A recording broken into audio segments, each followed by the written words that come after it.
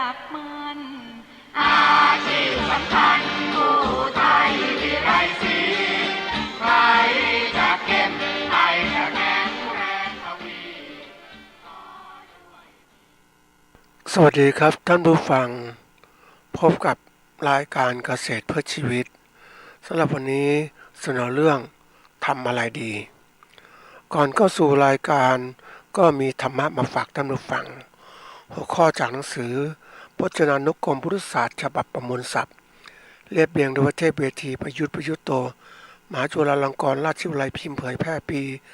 2533หัวข้อธรรมะวันนี้คือวินยูคำว่าวินยูคือผู้รู้แจ้งหรือแปลว่านักปราชญ์หรือว่าผู้รู้ผิดรู้ชอบตามปกตินี้วินยูในส่วนของความรู้ผู้รู้แจ้งเนี่ยรู้แจ้งคือหมายความว่าเข้าใจถึงความเป็นจริง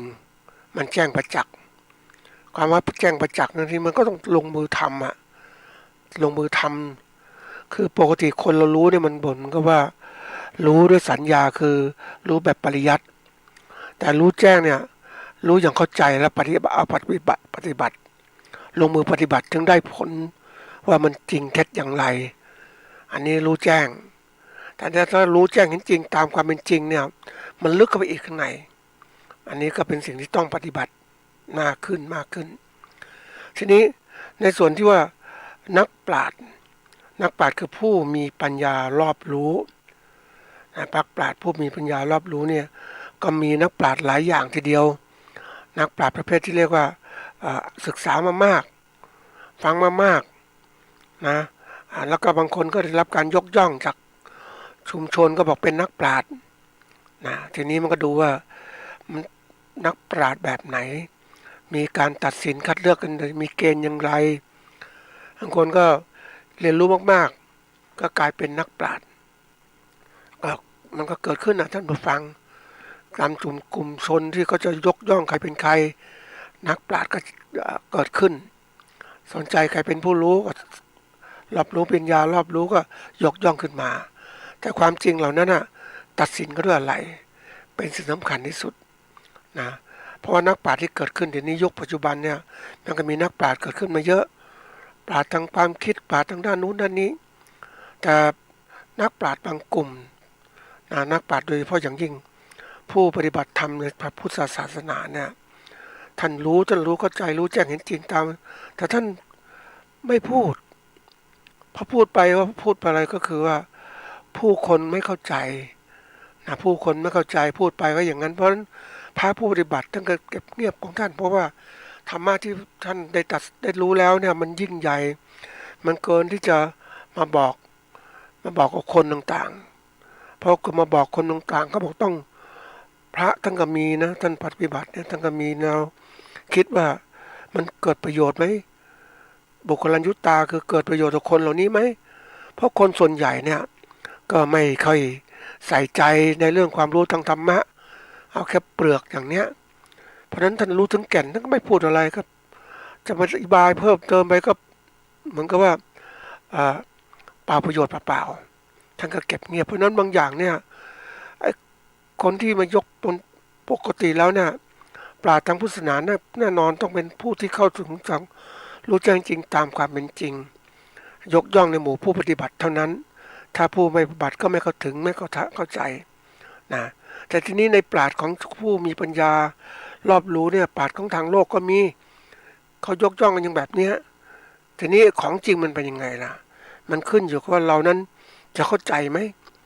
ว่าแบบไหนถึงเรียกว่าผู้มีปัญญารอบรู้นะอันไหนจริงอันไหนปลอมอันไหนรอบรู้ธรรมดาอันไหนรอบรู้ลึกซึ้งเนี่ยมันต้องขึ้นอยู่กับตัวเราเองที่ต้องปฏิบัติด้วยการมองอย่างเดียวหรือฟังอย่างเดียวไม่เข้าใจหรอกเราต้องเข้าใจซึ่งเราต้องปฏิบัติคือต้องให้เกิดความรู้แจ้งจริงๆนะทีนี้มีส่วนหนึ่งคำว่ารู้ผู้รู้ผิดรู้ชอบแน่นอนวินยูเนี่ยวินยูชนคือผู้รู้ผิดรู้ชอบนะต้องรู้ว่าอะไรผิดอะไรถูกผิดถูกเนี่ยเขาบอกบางคนก็วัดตามกฎหมายที่ไหนผิดไหนถูกนะก็กฎหมายคือ สิ่งที่ข้อกฎเกณฑ์ที่หมู่ชนนั้นกำหนดขึ้นมานะก็บอกนี่เป็นกฎแบบนี้กฎนี้มุ่งมองที่กำหนดขึ้นมาเพื่อให้ประชาชนหรือผู้อยู่ภายใต้กฎหมายได้ปฏิบัติตามจะได้เกิดก็เรียกความดีงามในสังคมเกิดขึ้นแต่ทีนี้ส่วนที่ว่ารู้ผิดรู้ชอบมันต้องมีตัวตัดสินอย่างพุทธศาสนาทั้งตัดสินลึกทีเดียวถูกต้องตามกฎเกณฑ์ตามธรรมะที่คำสั่งสอนพระเจ้าตรงทรงตัดไว้อันนี้ก็รู้ผิดรู้ชอบแหละทีนี้คำว่ารู้ผิดรู้ชอบมันอยู่สังคมอยู่เหมือนกันสังคมธรรมดาสังคมโจรก็บอกนี่มันอย่างนี้ถูกต้องเหมือนสังคมโจรที่ก่อนก็บอกโอ้ฉันเป็นคนดีทั้งที่คนดีกติกาของโจรเป็นไงมันก็ปล้นคนตมคนอื่นเข้ามาก็ยกย่องเป็นคนดีแต่คนดีกลุ่มหนึ่งก็ไม่ปล้นเขาอะไรก็ปฏิบัติดีตามคำสอนพระเจ้าแล้วเขาก็ดีเหมือนกันใช่ไหมดีคำว่าดีเป็นคำที่รู้สึกว่าสะกดอะไรต่างเหมือนกันแต่ความหมายมันแตกต่างกันสิ่งที่ยกมาพูดเนี่ยพ้นเรื่องของวินยูเนี่ยเป็นข้อคิดที่จะฝากท่านผู้ฟังได้มีโอกาสให้คิดพิจารณาว่าระดับไหนจะเรียกเป็นวินยูที่จะดูว่ารู้รู้แจ้งหรือเป็นปราชญ์ผู้มีปัญญารอบรู้มันต้องดูอีกนะเราจะฟังว่าวินยูชนเป็นยังไงอธิบายคำจำกัดความต่างๆมันกว้างขวางจริงมันกว้างขวางเพราะว่าขึ้นอยู่ว่าการมองในระดับใด ถ้าเรามองลึกซึ้งตามหลักคำสอนพระเจ้าเราจะรู้ว่าวินยูชนมีความหมายลึกไปอีกแต่ถ้ามองในความหมายคนทั่วไปก็วินยูชนทีนี้ก็มีการย่องคนนู้นเป็นวินยูชนเป็นผู้มีปัญญารอบรู้เยอะแยะไปหมดก็ต้องพิจารณาที่เหตุผลยกนี้ว่าเป็นการฝึกให้ท่านพิจารณาให้เข้าถึงความเป็นจริงเพื่อเราจะเอาไปกำหนดทิศทางในการประกอบการของเราไม่ใช่ว่าเราก็อันนี้ก็มานี่ก็บอกพอแล้วถูกต้องแล้วมันไม่ใช่มันมีลึกกว่านั้นอีกนะเราต้องเข้าใจมันถึงจะเอามาใช้ได้ถูกต้องนะถ้าเราไม่เข้าใจถูกต้องมันก็ผิดพลาดที่เกิดขึ้นได้นะเพราะเราไม่เข้าใจนั่นเองนะวันนี้มาพูดถึงหัวข้อที่ว่าทำอะไรดีคำว่าทำอะไรดีเนี่ยคำว่าทำก็คือเป็นคำกริยาพระกระทำประกอบขึ้นผลิตขึ้นสร้างขึ้นก่อขึ้นหรือประกอบการงานเมืองงานปฏิบัติงานนะแต่งให้งามเนี่ยอันนี้ก็เป็นเขาเรียกทำแต่มีความหมายที่ดีอย่างหนึ่งคือคิดและปฏิบัติไปตามกฎเกณฑ์ที่กำหนดไว้อันนี้ทำคิดและปฏิบัติไปตามกำหนดเกณฑ์ที่กำหนดไว้อันนี้คือทำนะก็ค่อนข้างจะให้ความหมายที่ดีมากคำว่าอะไรเนี่ยเป็นคำที่เป็นคำสรรพนามที่เป็นแทนคำว่าคำใช้นะแทนนามแสดงคำถามอะไรคือคำนี้คืออะไรคือแสดงเป็นคำถามเกิดขึ้นถามเกี่ยวเรื่องอะไรที่ดีนะอะไรที่ดีเนี่ยดีเป็นคำวิเศษแปลว่ามีลักษณะที่เป็นไปตามทางที่ต้องการน่าปรารถนาน่าพอใจหรือสวยงามหรือว่าอยู่ในสภาพปกติเนี่ยอันนี้ดีนะทีนี้ดีที่บอกว่ามันจะเป็นระดับไหนที่เราตัดสินใจว่าดีล่ะเนี่ยมันดีพอใจของเราใช่ไหมเราคิดอะไรก็ต่างพอใจเราก็ดีแล้วจริงๆไม่ใช่มันมีกฎเกณฑ์โดยเฉพาะอย่างดีที่ในที่นี้น่ะอยากให้ท่านยึดคือดีทางพระพุทธศาสนาคำสอนของพระเจ้านั่นแหละดีที่สุดแล้วนะก็ให้ความหมายที่กระจ่างชัดมากทีนี้เราเองเนี่ยก็ต้องดูว่าเอาดีจากไหนดีแบบไหนดีทางพระเจ้าจะไม่ผิดเพี้ยนเลยแต่ดีที่เรากำหนดเองบางทีเรามีมาตรฐานของเราเองเราก็กำหนดไปเขาบอกว่าจงอย่าใช้มาตรฐานของเราไปตัดสินสิ่งอื่นแล้วมาตรฐานของเรามันไม่ดีก็ตัดสินอื่นก็ผิดเพราะนั้นเอามาตรฐานดีของพระเจ้าไปใช้เถอะมันตัดสินถูกต้องสิ่งอื่นที่ถูกต้องนี่คำถามว่าทำอะไรดีเนี่ยรวมความแล้วก็คือว่าเป็นการที่เราคิดและปฏิบัติไปตามกฎเกณฑ์หรือที่กำหนดไว้เนี่ยอะไรก็ได้นะที่จะมาให้ดีอ่ะถ้าเราทำอาชีพเกษตรนะก็ทำมันดีจริงไหม ดีมาตรฐานไหมดีแท้ไหมมันต้องคิดมันไม่ใช่ดีแล้วหยุดด้วยพอใจมันมีคำหนึ่งที่น่าสนใจนะท่านผู้ฟังก็คือว่าดีดีมันทำให้เรารู้สึกว่านะมันมาตรฐานเราเนี่ยมันก็นะพอใจสวยพอใจชอบใจสวยพอละเนี่ยนี่คือความหมายของทางโลกที่คนปุถุชนชอบใช้แต่เรานั้นต้องขยับตัวให้เป็นกัลยาณชนคือคนดีแล้วถ้าปรับตัวให้เป็นอริยชนก็จะดีมากเลยจะเห็นสิ่งต่างที่ถูกต้องตามความเป็นจริงการกระทำต่างๆมันจะเกิดขึ้นนะทีนี้คำว่าทำอะไรดีเนี่ยที่ยกคำนี้มาพูดประโยคนี้มาพูดเพราะว่ามันเป็นสิ่งที่จะเตือนคือเพื่อความสำคัญของที่นี้ก็เพื่อที่จะนะ เพื่อที่จะเป็นคำถามนะคำถามที่กระตุ้นให้ท่านรู้สึกว่ามันคิดจะทำอะไรแล้วแต่ประกอบอะไรแล้วแต่นะต้องการที่จะทำให้นะเกิดการพัฒนาตนเองตลอดเวลาหรืออยู่เสมอเพราะว่าถ้าเราคิดว่าเราหยุดเราไม่มีคำถามนี้เกิดขึ้นมันก็จะเฉยชา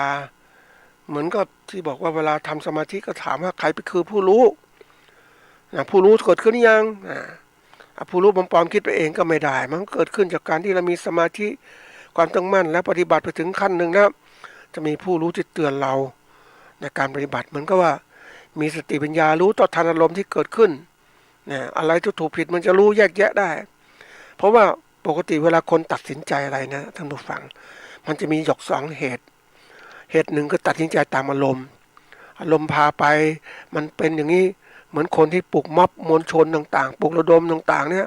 มันพาไปเขาพาไปแล้วก็อ้างเหตุผลมันดีนู่นดีนี่แต่ที่สุดก็ไปถึงเหตุผลปลอมของเขาพวกเรามีอารมณ์ร่วมเขาแล้วปุ๊บก็ไปเลย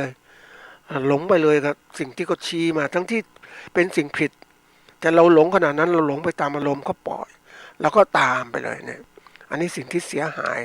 แต่ถ้าเรามีตัดใจแบบหนึ่งคือมีเหตุมีผลปุ๊บเนี่ยเราจะตัดใจอย่างฉลาดมากเราอะไรมาชักจูงอารมณ์ต่างๆมามันไม่ใช่ของจริงต้องมีเหตุมีผล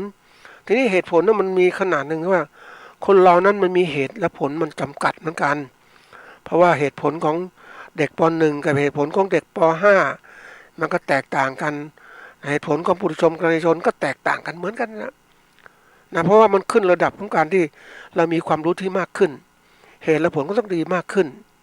เพราะนั้นเวลาที่เราทำอะไรแล้วแต่ถ้าเรามาพึงพอใจว่าขณะเนี้ยฉันทำอะไรเนี่ยมันดีแล้วคือเราตัดสินใจขณะที่เราอยู่ขณะเป็นอยู่เนี่ยเราบอกแค่นี้เรามีเหตุมีผลเท่านี้แล้วก็ตัดสินใจอย่างนี้แต่ความจริงแล้วเนี่ยมันมีเหตุมีผลมากกว่านั้นอีกจึงต้องมีคำถามว่าทำอะไรดี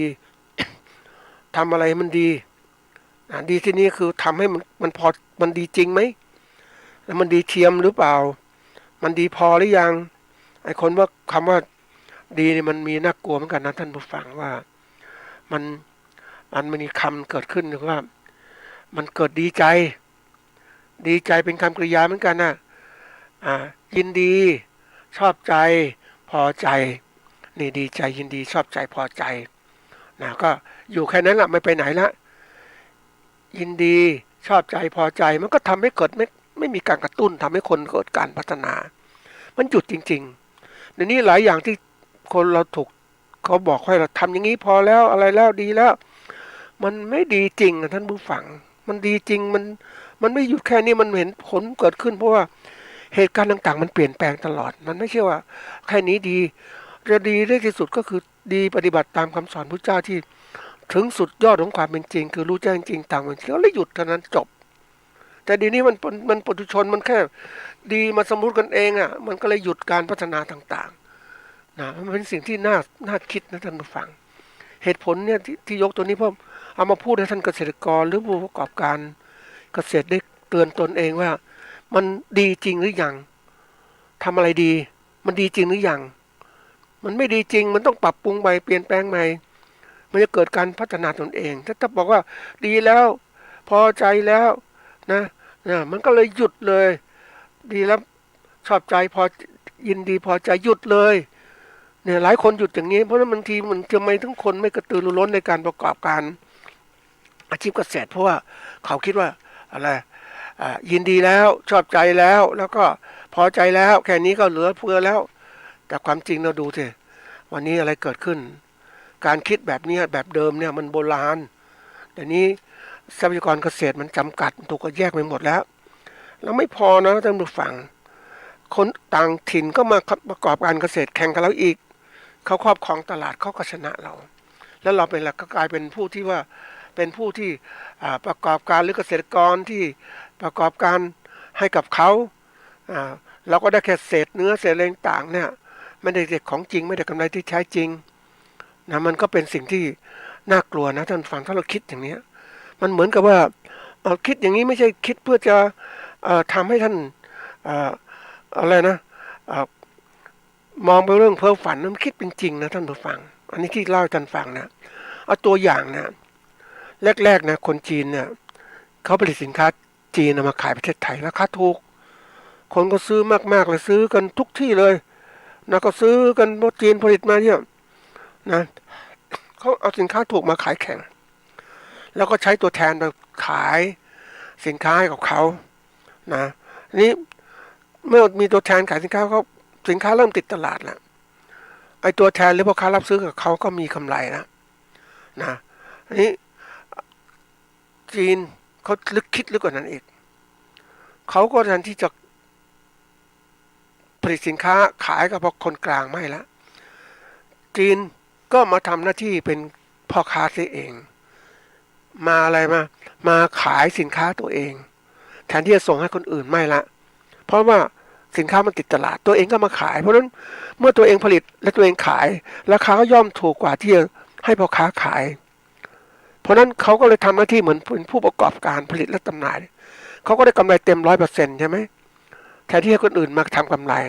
นี่เขาเริ่มคิดเป็นระบบเกิดขึ้นเพราะนั้นคนจีนเดี๋ยวนี้เขาก็เลยมา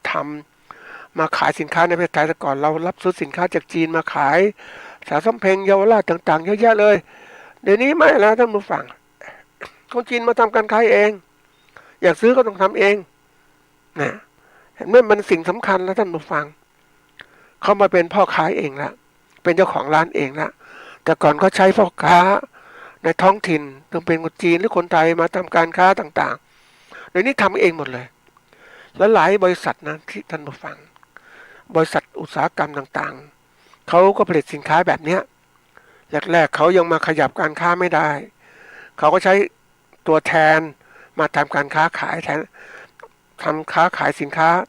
แทนตัวเขาที่เป็นผู้ผลิตแต่ต่อไปเขาเริ่มแล้วคิดการไกลก็นั้นเลยมาคุมเองดีกว่าเห็นไหมก็เกิดความปลอดภัยเกิดขึ้นเกิดกำไรนี่ระบบของเขาเป็นอย่างนี้แต่ทีนี้มันก็มีอีกระบบหนึ่งก็เรียกว่าระบบที่เรียกว่าเป็นเครือข่ายคือแทนที่จะปล่อยให้เขาขายคนจีนผลิตสินค้าขายเพราะเขากลางไม่ละเขามาทำตัวเป็นพ่อค้าคนกลางซะเองบางครั้งก็ขายปลีกขายส่งอะไรต่างๆแต่ที่มันค้าขายมันมันเจอปัญหามากมายทีเดียวเพราะนั้นวิธีการก็ลดความเสี่ยงก็คือต้องการผู้ประกอบการมาเป็นเครือข่ายหรือมารับซื้อช่วงต่อจากตนนะตัวเองมาทำการค้าแล้วเนี่ยก็รับเครือข่ายรับพ่อค้าคนอื่นๆให้มารับสินค้าจากตนโดยตรงแล้วกำหนดราคาเท่านี้นี่พวกนี้เป็นผู้อยู่ในเครือข่ายเป็นการจัดการที่ชาญฉลาดเดี๋ยวนี้ก็เลยมีระบบนึงเรียกว่าระบบตัวแทนหรือเหมาช่วงต่อไปเจอระบบที่เหมาช่วงต่อนี่เขาเก่งนะท่านผู้ฟังนะเหมาช่วงต่อคือไอ้ต่อแรกเนี่ยรับเหมาสินค้ามาผลิตเองทีนี้มันผลิตไม่ทันมันเยอะแล้วถ้าจ้างคนงานเพิ่มเติมไม่ไหวแล้วก็เหมาช่วงเหมาคือให้คนอื่นมาเหมาต่อจากตนแต่คนตัวเองก็คิดเปอร์เซ็นต์สมมติตัวเองรับ100ก็เหมาคนอื่นเอาไป 90ไปทำต่ออย่างเงี้ยคุณสมบัติแบบเนี้ยสินค้าแบบเนี้ยเอาไป90 บาทเหมาหมดเลยเพราะนั้นไอ้ตัวนี้ก็เป็นเหมือนว่ากิน10%นะกินสบายๆเลยอ่ะมันอย่างเงี้ยเกิดขึ้นเพราะนั้นระบบแบบนี้เกิดขึ้นใน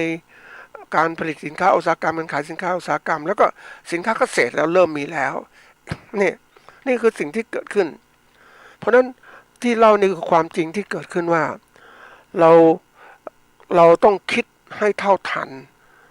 คือเท่าทันไม่พอคิดให้นำสมัยนำการเวลานำที่การพัฒนาต่างๆมันจะเห็นเลยว่าแนวโน้มทิศทางต่างๆมันเป็นไปตามนี้แหละเพราะว่ามันไม่มีทางอื่นในระบบของการพัฒนาเนี่ยมันก็มีกินกันเป็นทอดๆอย่างนี้แหละแต่ถ้าเราคุมได้ทั้งหมดทั้งวงจรทั้งระบบเนี่ยแล้วก็กลายเป็นผู้ยิ่งใหญ่แหละใครมาแทรกเราไม่ได้เหมือนผู้การเกษตรขนาดรายใหญ่ปัจจุบันเนี่ยนะเขาก็คุมหมดตั้งแต่เรื่องของเมล็ดพันธุ์พืชเมล็ดพันธุ์สัตว์ต่างๆคุมนะคุมแล้วก็คุมเรื่องอะไรอาหารของเลี้ยงสัตว์ต่างๆคุมหมดนะคุมหมดอันนี้ถัดมาคุมเรื่องการผลิตเขาผลิตเองแล้วก็รับให้คนอื่นทำส่งต่ออีกผลิตในนามของตัวเองแล้วก็ทำการค้าขายด้วยตัวเองทั้งขายปลีกขายส่งนั้นเกษตรกรที่เข้าเครือข่ายเนี่ยก็ไม่มีโอกาสเลยเนื่องจากรับปัจจัยผลิตมาก็ผลิตมันได้กำไรนิดหน่อยแต่ไม่รู้จะทำอะไรเพราะว่าจะผลิตสินค้าแข่งกันไม่ได้มันคุมหมดแล้วอ่ะนี่คือตัวอย่างที่เกิดขึ้นความเป็นจริงอย่างนี้ที่บอกแล้วเราอยู่ในขณะที่เป็นเครือข่ายแล้วก็ตอนมาไม่ถามตัวเองว่าทำอะไรดีมันก็เลยทำให้เราหยุดชะงักว่าแค่นี้ดีแล้วนี่ดีแล้วเนี่ยเป็นคำที่น่ากลัวนะคำว่าดีแล้วเนี่ยดีแล้วเป็นคำวิเศษแสดงความพอใจก็ได้แสดงความไม่พอใจนะเป็นเชิงประชดหรือแดกดันก็ได้เนี่ยทำดีแล้วเนี่ยเป็นคำชมก็ได้นะเป็นคำแดกดันก็ได้ประชดก็ได้นี่คือความหมายของคำที่เปลี่ยนแปลงมันเป็นอะไรที่มันให้ความหมายที่ดีมากนะท่านผู้ฟังว่าบางครั้งว่าดีแล้วเนี่ยดีแล้วพอแล้วมันดีไหมมันมีประชดก็ได้นะประชดประชันก็ได้หรือชมก็ได้แต่ความจริงขณะที่เราทำเราต้องตั้งคำถามตัวเองว่ามันดีจริงไหมมันดีจริงไหมสิ่งที่เป็นอยู่อย่างเนี้ยเราเป็นเครือข่ายเขาเนี่ยอยู่ไหมเหมือนวันนี้เจอเกษตรกรนะอันนี้เกษตรกรก็คือผู้ปลูกพืชเลี้ยงสัตว์นะยังไม่เป็นผู้ประกอบการก็มีความคิดแค่นี้คือผลิตแล้วก็ขายสั้นๆไม่คิดขายยาวๆขายยาวๆหมายความว่าก็คือดำเนินการประกอบการค้าด้วยตัวเองเลยแต่นี้คิดว่าขายแค่พ่อค้าคนกลางทีนี้ความคิดเกษตรกรก็คือว่าขายสินค้าให้กับพ่อค้าคนกลางเนี่ยนะเป็นประจำอย่างเงี้ยราคาสินค้าก็ไม่เพิ่มขึ้นทีนี้เขาก็เริ่มคิดแล้วกันนั้นเลยรวมตัวของผู้ผลิตเกษตรกรด้วยกันนี่แหละรวมตัวเป็นเหมือนกับว่าเป็นกลุ่มขนาดใหญ่เพื่ออะไรเพื่อมีข้อต่อรองกับพ่อค้าเพราะว่าถ้าพ่อค้าให้ราคาต่ำเนี่ยก็จะไม่ขายพ่อค้านี่เขาก็ไม่มีสินค้าขายก็ไม่ได้กำไรสิเพราะนั้นต้องซื้อแพงก็ต้องซื้อนี่คือข้อต่อรองเกษตรกรรวมตัวกันก็เป็นข้อต่อรองนะให้เกิดการเขาเรียกอำนาจในการขายสินค้าให้กับพ่อค้าอันนี้คือสิ่งที่เกิดขึ้นมันรวมตัวธรรมชาตินะจะเกษตรกรพอใจอยู่ไหมถ้าพอใจอย่างนี้นะทำดีแล้วก็หยุดแค่เนี้ยซึ่งมันก็พ่อค้าก็รวมตัวพ่อค้าก็จัดการกับพ่อค้าด้วยกันเองก็คุยพ่อค้าด้วยกันเองเฮ้ยมันมีกลุ่มนี้นะกลุ่มใหญ่งั้นเราซื้อกลุ่มย่อยๆดีกว่ากลุ่มใหญ่ไปซื้อที่หลังนะเพราะว่าถ้าไปซื้อกลุ่มใหญ่เขาเนี่ยเขารวมตัวเขามีอำนาจต่อรองเนี่ยเราพ่อค้าก็ไม่มีโอกาสเพราะนั้นพ่อค้าก็แย่งซื้อทีละน้อยนะแล้วก็ที่สุดก็มาต่อเอากับ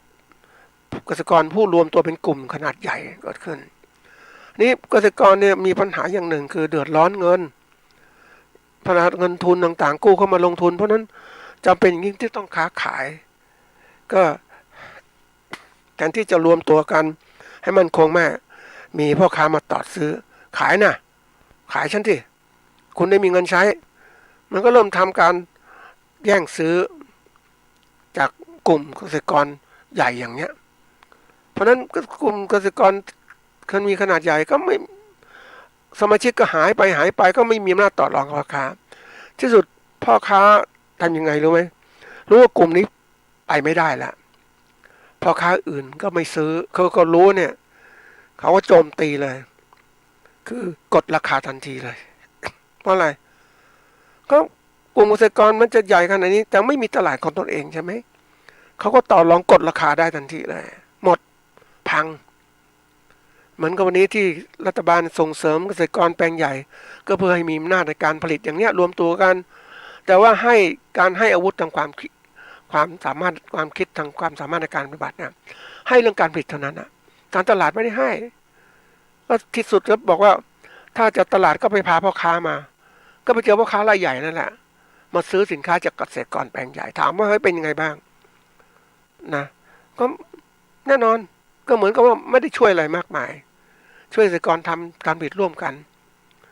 เจอการพัฒนาอย่างที่นึกถึงก็น่าเศร้าใจนะท่านผู้ฟังเวลาองค์กรภาครัฐคิดพัฒนาเกษตรกรเรื่องอะไรนะคิดเฉพาะเรื่องตัวเองรับผิดชอบคิดไปก็คือว่าพัฒนาเกษตรกรทำผลิตนู่นให้ดีขึ้นผลิตนั่นให้ดีขึ้นผลิตดีขึ้นมาตรฐานอย่างนี้แล้วถามว่ามีตลาดมารองรับไหมไม่มีเพราะผู้ซื้อเขารวมตัวเขารู้เนี่ยถ้าเกษตรกรผลิตสินค้ามีมาตรฐานนะอะไรต่างๆเขาจะขายได้นะแล้วก็เสร็จแล้วสินค้ามีมาตรฐานไม่บูดเสียง่ายเพราะนั้นก็พ่อค้าก็ไม่เอาเตรียมตัวว่าถ้าเกษตรกรมีข้อต่อรองมากคือผลิตสินค้าดีมันมีคุณภาพเนี่ยมันเก็บไปได้นานก็นั้นเลยอย่าซื้อดีกว่านะทำให้เกษตรกรอ่อนแอมันเป็นปัญหาทีนี้มาถึงเจอกระทรวงพาณิชย์นะวันนี้ก็ส่งเสริมการค้าโน่นการค้านี่ส่งเสริมไปค้าขายก็ให้คู่คนรับการโอนเป็นผู้ที่มีความรู้เรื่องการค้าขายนู่นค้าขายนี่แต่ว่านะไม่ได้หาตลาดให้เขาหากันเองเพราะว่าการหาตลาดก็มีต้นทุนอีกใช่ไหมมันก็เลยกลายว่าแทนที่มาช่วยกันพัฒนาให้ผู้ที่ค้าขายเหล่านี้ได้มีตลาดด้วยได้ด้วยช่วยพัฒนาเหมือนเกษตรกรเหมือนหน่วยงานเกษตรที่พัฒนาเกษตรกรให้ผู้มีความสามารถการผลิตก็ต้องหาตลาดให้เขาด้วยหาบางส่วนที่เขาหาติดต่อพ่อค้าต่างๆหรือหาที่อื่นเข้ามาไม่ใช่พ่อค้ารายใหญ่ไปซื้ออย่างเนี้ยหาค้าขายไปทำยังไงค้าขายกับตรงกับผู้บริโภคไหมอะไรไหมทำให้เขาอยู่ได้อะเขาเมื่ออยู่ได้ปุ๊บที่สุดเกษตรกรเหล่านี้ก็พัฒนาตนเองไปได้นี่คือสิ่งสำคัญเราการพัฒนามันต้องเป็นครบวงจรนะท่านผู้ฟังทีนี้คนเราบางทีเราก็ตั้งพัฒนาเฉพาะเรื่องเฉพาะเรานะมันเฉพาะเรื่องที่ตัวเองรับผิดชอบก็เลยอยู่แค่นี้มันก็เลยกลายว่าพัฒนาแล้วยิ่งพัฒนาไปสู่ความยากจนเพราะว่าเกษตรกรต้องลงทุนเหมือน SME อย่างเนี้ยนะถ้าพัฒนาให้เขาค้าขายเองแต่ว่ามันขาดการที่จะเขาเรียกว่ากระตุ้นขาดการหาสิ่งทำให้เขาอยู่ได้ด้วยเพราะว่าเด็กมันเดินมันเหมือนเด็กท่านผู้ฟังมันจะเดินคล่องแคล่วได้ไหมมันไม่คล่องแคล่วต้องแรกมันต้องมีผู้ประคับประคองเดินไปสู่จุดหมายที่ก่อนนะเมื่อถึงจุดหมายแล้วจุดหมายที่นี่หมายว่าผู้ประกอบการขาขายได้แล้วเจอลูกค้าแล้วร้อยปุ๊บแล้วนั่นคือเขาเดินมีเราหน่วยงานรัฐทำหน้าที่เป็นเหมือนช่วยประคับประคองให้เขาขายสินค้ากับผู้บริโภคโดยตรงแล้วเนี่ยต่อไปเขาก็เดินเองได้ละนี่คือการพัฒนาที่สมบูรณ์แบบไม่ใช่ว่าพัฒนาไปแล้วเดินไปไม่มีกำหนดจุดหมายปลายทางเขาเดินไปได้จริงถามเดินไปทำไมปุ๊บเป้าหมายไม่มีมันก็ไม่มีการกระตุ้นในการเดินใช่ไหมนะมันเป็นสิ่งสำคัญนะท่านผู้ฟังในนึกถึงเราว่ายน้ำไม่เป็น ว่ายน้ำไม่เป็นเนี่ยนะก็วิธีการสมัยโบราณเขาก็ว่ามีการปักเสากลางน้ำไปเรื่อยๆเรื่อยๆเราว่ายน้ำเพราะฉะนั้นแรกๆมันไม่เก่งก็ต้องว่ายจากเสานี้ไปอีกเสาหนึ่งนะโดดไปเหมือนก็โดดนั่นแหละแต่ว่าโดดไปในน้ำมันก็ว่ายไปแล้วเกาะเสาก็ว่ายกลับไปกลับมามันเริ่มแข็งแรงขึ้นอันนี้เป็นตัวอย่างนะอันนี้ว่ายตัดมาปุ๊บก็ติดเลยเอาลูกมะพร้าวเนี่ยนะแห้งมะพร้าวแห้งๆเนี่ยผูกกันแล้วก็ให้ว่ายน้ำมันก็ลูกมะพร้าวก็พยุงร่างตัวเราให้ลอยน้ำก็ว่ายไปอันนี้เป็นอีกแบบหนึ่งที่สร้างความปลอดภัยระดับการเดินทางไปสู่จุดหมายทีนี้ปรากฏว่ามีการหลอกบอกว่าเฮ้ยนี่ไปถึงจุดนู้นเลยนะว่ายไปเลยไม่เป็นไรเดี๋ยวจะช่วยเอายืนดูเฉยๆนั้นมันฝั่งนั่งดูขอบบ่อให้เราว่ายนะมันคือช่องทางเดินทางมันไกลไปสู่เป้าหมายมันไกลไปสู่ที่ปลอดภัยจากฝั่งหนึ่งไปสู่ฝั่งหนึ่งเขาก็หลอกให้เราว่ายนะทีนี้ไอ้ความที่ว่าเราก็เชื่อเขาว่าถ้ามันเป็นอะไรเขาจะลงมาช่วย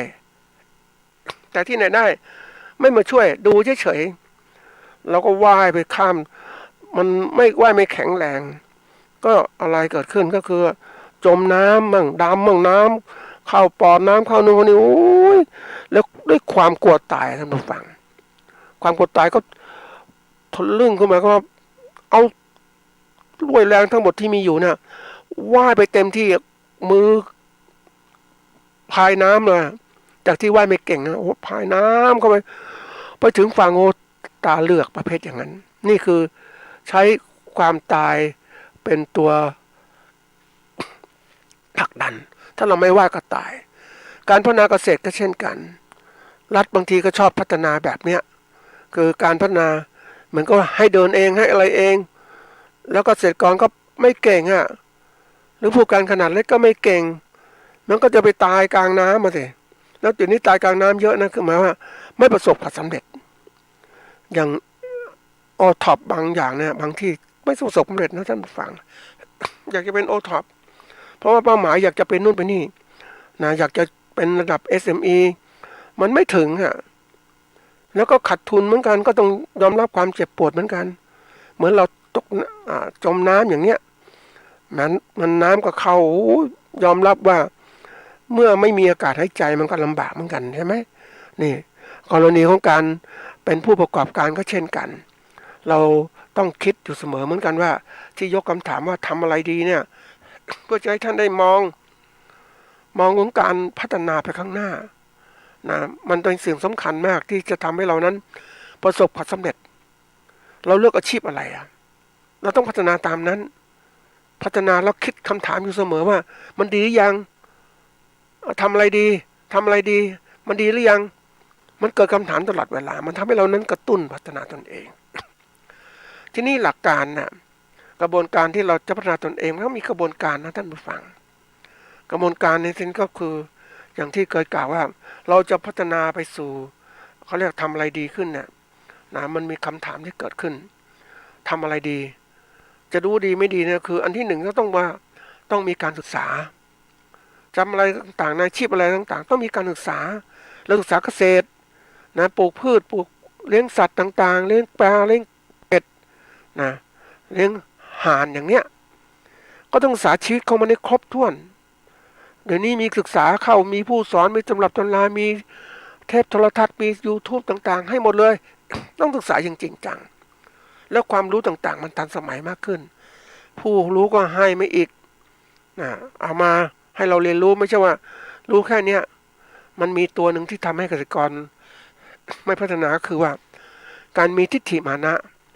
การถือตัวถือตนว่าฉันเนี่ยฉันทำนี่มานานฉันเป็นนู่นมานานฉันทำนามานานฉันเก่งแล้วจะรู้แล้วมันเก่งมันรู้แค่ไหนรู้เดิมๆเท่านั้นแหละยิ่งไปเจอเกษตรกรที่ประเภทที่ว่าถือตัวฉันเก่งโอ้ทำมานาน คุณเป็นไม่ได้เคยทำอย่างฉันนะฉันทำมานาน30 กว่าปีแล้วคุณทำไป5 ปีแต่รู้ไหมว่า5 ปีสมมุติเราทำ5 ปีนะเราเก่งกว่าเขาหลายเท่าเรามีตัวเทียบมีตัวชี้วัดเพราะเราอยู่ในวิชาการอยู่ในการศึกษาเราเรียนเรารู้เราดูงานต่างประเทศต่างๆแต่เขาไม่เคยดูงานเขาเป็นชาวเขาประเภทอย่างเนี้ยนี่คือตัวสำคัญเพราะนั้นจำเป็นต้องศึกษาอันถัดมาก็ต้องเรียนรู้เราได้อะไรมาก็เรียนรู้ลงก็มือปฏิบัติไม่ใช่ว่าเชื่อฟังก็อย่างเดียวทำไป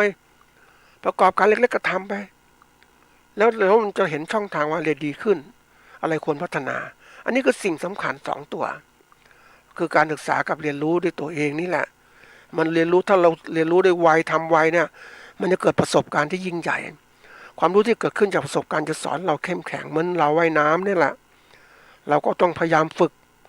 ว่ายน้ำที่สุดแล้วตอนหลังๆเนี่ยว่ายน้ำไม่ต้องมีอะไรละเพราะเรารู้เนี่ยเราสำคัญที่สุดคือแรงกายของเราที่มีเท่านั้นเราก็ว่ายได้หมดแล้วเป็นหมดทุกอย่างเนี่ยนะทีนี้อันนี้มาแล้วคือว่าเรื่องการที่เติมกระบวนการเนี่ยศึกษาแล้วก็เรียนรู้ถัดมาคือเรื่องที่ว่าเราจะต้องมีเป้าหมายของเราการตั้งเป้าหมายเนี่ยมันก็เหมือนกับระดับหนึ่งของเป้าหมายคือสิ่งที่กำหนดขึ้นเป็นอาจจะเป็นสิ่งหรือของหรืออะไรต่างๆที่กำหนดเป็นเป้าของการกระทำที่เราต้องไปถึงจุดหมายเหล่านั้นแรกๆเริ่มก็ตั้งเป้าหมายเพื่อการอยู่รอดอยู่ดีต่อไปมั่นคงยั่งยืนมันต้องคิดอย่างนี้ไม่อยากคิดว่าไม่มีเป้าหมายทำอะไรเรื่อยๆแค่เป้าหมายเนี้ยฉันก็พอแล้วไอ้เบื่อจริงๆคำว่าพอแล้วเนี่ย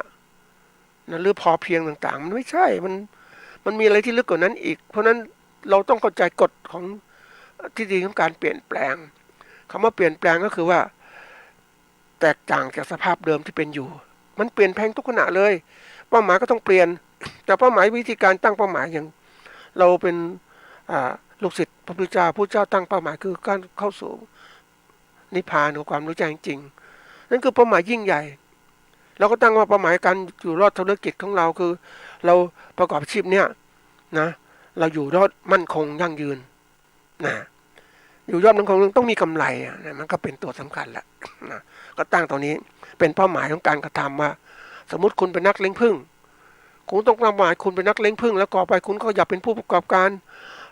ทำรายได้ที่ดีมากขึ้นคุณคิดนะแล้วก็ตั้งเป้าหมายไว้วางไว้อันถัดมาคือการที่เราจะต้องมีวิสัยทัศน์คือการมองข้างหน้านะในเรื่องอาชีพของเราเรื่องอาชีพเนี้ยข้างหน้าอาชีพเกษตรจะเป็นอย่างไรนะทีนี้ไปเจอเกษตรกรเนี่ยโหยเขาไม่เคยตั้งเป้าหมายของเขาวิสัยทัศน์ของเขาว่าการเกษตรของเขาจะเป็นอย่างไรอย่างเกษตรกรบางท่านประสบความสำเร็จในการทำแต่เขามีตั้งวิสัยทัศน์ของเขาไว้อย่างนั้นแต่เขาลืมมองไว้แล้วใครมาสืบทอดธุรกิจลูกก็ไม่ทำอะไรก็ไม่ทำอย่างวันก่อนไปเจอเกษตรกรนะเลี้ยงทำการเกษตรเนี่ยไม่มีลูกหลานมาช่วยเลยท่านผู้ฟังมีครอบครัวคือผัวและเมียช่วยกันลูกก็ไปทำอย่างอื่นหมดแล้วนักแก่ๆก็ทำอย่างเงี้ยก็มีโอกาสประสบความสำเร็จนะคือว่าใครทำมานานทำดีด้วยมีกำไรด้วยแต่กำไรมันน้อยเพราะไม่มีใครมาช่วยนี่วิสัยทัศน์ก็มองการเปลี่ยนแปลงแรงงานเกษตรมันเปลี่ยนหมดแล้วคนที่ไม่ชอบเกษตรมันเยอะมากขึ้นเพราะอะไรมันลำบากมันเสี่ยงภัยนะมันเสี่ยงภัยจริงๆนะท่านผู้ฟังยังนึกถึงไอ้แหมมีภาครัฐหนึ่งไปตั้งอะไรโรงเรียนวิทยาลัยเกษตรกรรมต่างๆหวังจะสร้างแรงงานเกษตรสุดใหม่มาแต่โลกมันเปลี่ยนท่านผู้ฟังการกระทำเดี๋ยวนี้มันเร็วมากนะท่านผู้ฟังมันสามารถจะเรียนรู้ไม่ต้องไปเข้าโรงเรียนละสมมติเราจบเป็นกฎหมายเราอยากทำการเกษตรแล้วก็เป็นเกษตรกรได้เลยหรือว่าความรู้มันมีอยู่หมดไม่ต้องไปฝึกมากมายใช่ไหมมันเปลี่ยนกันหมดละเขาบอกโลกยุคใหม่เนี่ยการศึกษาที่คุณกำหนดว่าเป็นต้องเรียนวิชานี้วิชานั้นเดี๋ยวนี้มันเป็นสหวิทยาการแล้วมันมีหลายๆอย่างประกอบกันเพราะว่ามันคนมันไม่แน่นอนว่ามันจะเรียนเป็นนี้มันจะเป็นนี้เขาอาจจะไม่ชอบเรียนไปมันถูกกรอบเหมือนม้าลำปางเนี่ยถูกกรอบความคิดม้าลำปางก็ยกตัวอย่างที่ว่ามันถูกครอบด้วยตาของมันไม่ให้มองไปที่อื่นให้มันมองจ้องไปข้างหน้าได้เห็นอย่างเดียว มันก็เหลือกตาไม่ได้เพราะมันถูกครอบอย่างนี้มันก็ลากรถม้าได้สบายเจ้าของมันฉลาดอะนี่วันเนี้ยเราจะแปมตัวเหมือนเป็นม้าลำปางไหมเราไม่อยากเป็นเพราะนั้นเราต้องมีตาเปิดกว้างดูทุกอย่างเราเรียนรู้ต่างๆมากขึ้นสาวิทยาการจึงเป็นสิ่งสำคัญในการพัฒนาเดี๋ยวนี้โลกก็เปลี่ยนหมดแล้วนะไม่ใช่ต้องเป็นอย่างนี้เรียนต้องเป็นอย่างนี้นะมันไม่ใช่หรอกมันเปลี่ยนนะท่านผู้ฟังเพราะว่าจังหวะหนึ่งของคนมันก็ความจิตใจก็เปลี่ยนแปลงนะอันนี้ต้องเข้าใจนะอันนี้มาถึงว่าเมื่อเรามีวิสัยทัศน์กับภารกิจของเราต้องกำหนดลึกซึ้งเราจะประกอบการเกษตรด้านใดก็ต้องหาความรู้ภารกิจเราต้องทำให้ดีขึ้นทำอะไรดีนะทำอะไรดีทำให้ดีขึ้นนะนี่คือตัวสำคัญนะถ้าเราไม่ต้องหมดภารกิจก็เราทำไปเรื่อยๆมันไม่ใช่ท่านผู้ฟังเรื่อยๆเพราะว่านึกถึงปฏิบัติทำสมาธินะถ้าครูบาอาจารย์ก็สอนคนบางคนทำเรื่อยๆแต่เราตีความเรื่อยๆไม่ได้นะท่านผู้ฟังท่านพูดเหมือนคำเรื่อยๆทำเรื่อยๆทีนี้เวลาถึงปฏิบัติจริงๆมันไม่ใช่อย่างนั้นคนฟังว่าทำเรื่อยๆทำไปบ้างมีเวลาก็ทำมีเวลาก็ไม่ทำทีนี้มันก็การปฏิบัติก็ไม่ได้ผลสินะการทำสมาธิไม่ได้ผลเพราะฉะนั้นเรื่อยๆของท่านเนี่ยไม่ธรรมดาแต่ก่อนนั่ง30 นาทีเดี๋ยวนี้ไม่เป็นชั่วโมงเนี่ยมันเรื่อยๆมันความหมายของท่านคือมุ่งมองไปสิ่งที่ปฏิบัตินะคือทำอย่างต่อเนื่องไปเรื่อยๆไม่ใช่ว่าทำแล้วหยุดนั่นทำไม่จริงไม่จังมันไม่ใช่วันนี้เราทำกันเสร็จเราไม่เรื่อยๆเราเร่งเราก็เร่งเราครูบาอาจารย์ก็สอนว่าคือถ้ามันกดดันมากมันเร่งมากๆนะทำสมาธิมันก็ไม่ดีมันต้องทำเรื่อยๆมันเรื่อยๆของท่านก็คือว่า30 นาที45 นาที60 นาทีชั่วโมงครึ่งอย่างเงี้ยไปเรื่อยๆท่านนั่งสมาธิอย่างเงี้ยแล้วความมันก็เริ่มชำนาญเกิดขึ้นใช่ไหมทีนี้เราเองเราไม่เข้าใจคนมาตีความเนี้ยนะก็บอกทำเรื่อยๆแค่นี้ก็พอแล้วเนี่ยมันต้องคิดให้ลึกซึ้งนะท่านผู้ฟังในกรณีนี้เหมือนกันเราทำงานเสร็จเราคิดเราเรื่อยๆแต่เราทำของเราเนี่ยไม่ใช่ครูบาอาจารย์ก็สอนว่าเร่งบริกรรมเร่งภาวนาเข้าภาวนาคือฝึกอบรมจิตใจของเราแล้วก็เร่งการเรียนการปฏิบัติการของเราว่ามันให้มันเร็วขึ้นไม่ใช่เฉยช้าเรื่อยๆไปไม่ใช่มันมองเห็นผลเนี่ยยังนึกถึงคนที่ปฏิบัติอะไรมันเอาจริงเอาจังมันเห็นผลเนี่ยปฏิบัติผลก็เลยทำจริงทำจังอ่ะนี่ก็เกิดขึ้นจริงๆนะจากทำไปเรื่อยๆมันเอาจริงเอาจังมันไปไม่เรื่อยๆแล้วนะเหมือนถนนกว้างอ่ะท่านผู้ฟังมันมีรถด้วยความเร็วประมาณวิ่งสัก180 กิโลเมตรต่อชั่วโมงมีเพื่อนคนหนึ่งอยู่ที่อเมริกานะรุ่นน้องไปเรียนรู้ที่นั่นเขาก็บอกว่าพี่รถอเมริกามันขับกันไม่ธรรมดานะเราทุกคนขับเกิน120อ่ะ150180เพราะถนนมันกว้างมันปลอดภัยยังขับงั้นไม่ได้ถ้าคุณขับช้าก็ไม่ปลอดภัยเขาขับกันอย่างนั้นมันก็เล่าผมบอกว่าโอ้ยขับเนี่ย180นะเราคิดดูสิวันโลกมันเปลี่ยนนะท่านผู้ฟังเพราะนั้นเราจะมาขับว่า50 60กำหนดอย่างนั้นนะ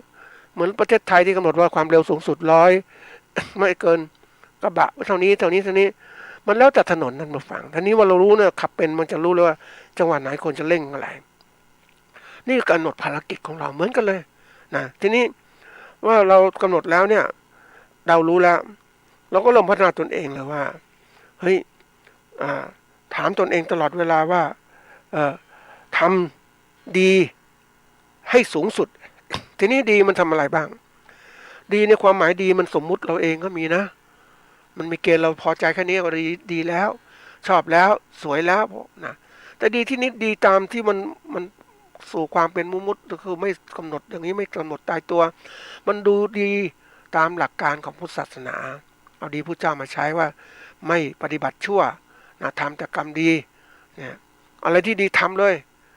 มันหยุดนิ่งไม่ได้มันต้องคนที่เคยทำมันทำตลอดเวลานะท่านผู้ฟังคนที่มีชีวิตนะท่านผู้ฟังมันพูดยากนะ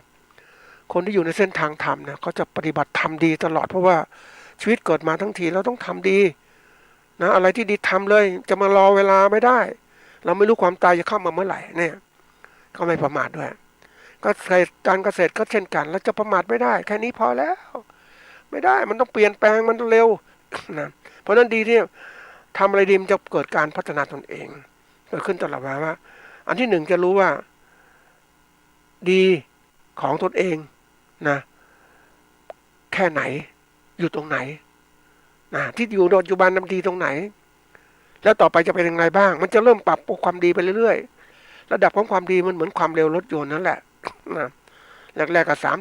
30ไม่เป็นมันเข้า30นะ20 30ต่อไปเป็น50100เป็นมากๆก็150เนี่ยอย่างเนี้ยบรรจุของประเทศไทยขับได้นะท่านผู้ฟัง150140โอ้สบายเนี่ยนี่มันเป็นในสิ่งที่มันเกิดขึ้นว่าเมื่อเรารู้ตัวนี้ปุ๊บก็พัฒนาดีของเราไปเรื่อยนะเราต้องยอมรับการเปลี่ยนแปลงเพื่ออะไรเปลี่ยนแปลงคือสิ่งที่ต้องว่าคำว่าเปลี่ยนคือสิ่งต่างๆมันมีอยู่นะมันเปลี่ยนมันไม่เหมือนเดิมแล้วเราจะบอกเหมือนเดิมไหมไม่เหมือนเดิมคนเนี่ยยังแตกต่างจากเดิมเลยท่านผู้ฟังแตกต่างไปตามวัยของเรานะแล้วแตกต่างไปคนแต่ละคนแตกต่างไประดับการศึกษาคนมีการศึกษาดีก็แตกต่างมากเลยทำอะไรที่แตกต่างคนไม่มีการศึกษาก็ทำเรื่อยๆไปไม่คิดอะไรเหมือนนึกถึงคนคนทำความสะอาดคนกวาดใบไม้ทุกทีก็กวาดใบไม้เยอะนั้นน่ะก็ทำอย่างเนี้ยเพราะอะไรก็เขาไม่มีโอกาสไปไหนเลยเพราะอะไรก็คือว่าเขาไม่ได้คิดว่าทำอะไรที่ดีกว่านี้เขาคิดดีกว่านี้อาจจะไปไม่ได้ไม่ปลอดภัยนึกถึงตอนว่ายน้ำท่านผู้ฟังถ้าเรามาจับเกาะจับหลักอยู่เนี้ยนะหลักที่เราว่ายน้ำจะมีหลักต่างๆใช่ไหมหลักแรกเราก็จับอยู่หลักแรกนั่นแหละจากขอบฝั่งหนึ่งก็จับหลักหนึ่งนะตรงนี้เราก็ไม่กล้าไปนู่นไปนี่แล้วจับอยู่เนี้ยนะเอาเท้าทุ่มน้ำมือจับหลักอยู่ตลอดมันก็เลยไปไม่ได้ใช่ไหมคนเราชอบคิดอย่างเงี้ยท่านผู้ฟังคิดว่าแค่นี้พออยู่แล้วนะแทนที่จะรู้ว่าต้องเปลี่ยนแปลงไปจุดนู้นจุดนี้เราต้องว่ายมันได้ด้วยตัวเองไม่ต้องมีหลักอีกแล้วนะมันต้องเปลี่ยนแปลงอย่างเนี้ยเราพอใจที่เดิมมันก็อยู่ที่เดิมนั่นแหละเพราะฉะนั้นคนที่คิดที่ทำที่ว่าทำอะไรดีนะมันจะเกิดปัญหาว่าการที่จะคิดหาทางออกอยู่ตลอดเวลานะมันจะไม่หยุดนิ่งทำให้เรานั้นเปลี่ยนแปลงทีนี้มาดูของจริงว่าไปเจอเกษตรกรที่ยังพอใจกับการเกษตรแบบเนี้ยนะไม่พอใจอย่างเนี้ยไม่เอาเครื่องจักรมาช่วยเลยนะมันก็นะไม่เอาเลยใช้แรงงานคนนั่นแหละตัวเองเนี่ยแรงงานเหนื่อยนะท่านผู้ฟังเห็นแล้วนี้ไปดูอีกฟาร์มหนึ่งเป็นฟาร์มที่ใช้เครื่องจักรมาช่วยแล้วแต่ก่อนก็ใช้เครื่องอะไรเครื่องยนต์มาช่วยในนี้ไม่ใช้มอเตอร์ไฟฟ้าเงียบด้วยอะไรด้วยและสั่งได้ด้วยมันเหมือนก็มันประหยัดด้วยจริงๆแล้วมันสะดวกสบายถ้าเครื่องจักรต้องเตรียมเครื่องยนต์ต้องเตรียมน้ำมันเตรียมอะไรต่างแล้วมอเตอร์ก็เตรียมไฟฟ้าเหมือนกันแต่ว่าความประหยัดความสะดวกความเงียบต่างๆเกิดขึ้นมันทำให้ของงานลดแรงงานไปเยอะมากเลยนี่คือการมีวิสัยทัศน์การที่ไม่ใช่การยอมรับการเปลี่ยนแปลงที่ต้องเอาเทคโนโลยีต่างๆมาใช้โลกปัจจุบันก็นึงบอกว่าเรานั้นนำอะไรวิทยาศาสตร์และเทคโนโลยีมาใช้ให้มากขึ้นนะจะจับเทคโนโลยีวิทยาศาสตร์มาใช้แล้วไม่พอเดี๋ยวนี้เรานำผลงานวิจัยมาใช้แล้วจากนั้นพอเอาผลงานวิจัยมาใช้เนี่ยก็สร้างนวัตกรรมใหม่ๆเกิดขึ้นเดี๋ยวนี้ยังเกิดว่ามีหุ่นยนต์ต่างๆมาทำการแทนโน่นนี่การเกษตรที่ต้องมีใช้โดรนมาพ่นยาฆ่าแมลงนะโดรนสำรวจภาพแปลงเกษตรเป็นยังไงจัดการเกษตรอย่างไรนะนี่มันเปลี่ยนแปลงหมดแล้วท่านผู้ฟังมันด้วยเทคโนโลยีทันสมัยนั่นแหละมันในต่างประเทศก็ต้องบอกว่าเขาการเกษตรก็ว่าผู้ประกอบการเกษตรเป็นผู้ที่ร่ำรวยนะที่จะทำอุตสาหกรรมต่างๆเขาร่ำรวยเพราะเขาทำอย่างจริงจังแต่เกษตรกรของเราเนี่ยรายเล็กๆทำไปอย่างเงี้ยก็คือไม่รู้จะไปทำอะไรนะไม่มีพื้นที่ต่างๆนะมันก็เหมือนคนท่านผู้ฟังมีครอบครองพื้นที่กรุงเทพนะ 20 ไร่นะมันทำอะไรไม่ได้นะ20 ไร่สิ่งแวดล้อมก็แย่ลงก็ขายไปสิขายราคาที่แพงทีเดียวก็ไปซื้อบ้านนอกอีก120 ไร่นะก็ทำเกษตรได้เต็มที่ใช่ไหมการเปลี่ยนแปลงเป็นสิ่งสำคัญนะท่านผู้ฟังเขามีคำถามว่าทำไมต้องเปลี่ยนอย่างนี้เพราะว่าเกิดคำถามในตัวเองว่าที่นี่มันดีหรือยังหรือไปที่หน้าดีกว่าไหมนะเป็นสิ่งสำคัญนะท่านผู้ฟังถ้าข้างหน้าดีกว่าก็ไปที่จะมาติดอยู่ที่นี่ทำไมดีมันไม่ดีจริงมันเปลี่ยนโลกมันเปลี่ยนนะเราถูกทำให้เปลี่ยนนะเราก็ต้องเปลี่ยนใช่แต่เราเปลี่ยนก่อนที่เธออื่นทำให้เราเปลี่ยนก่อนมันดีกว่าไหมนะ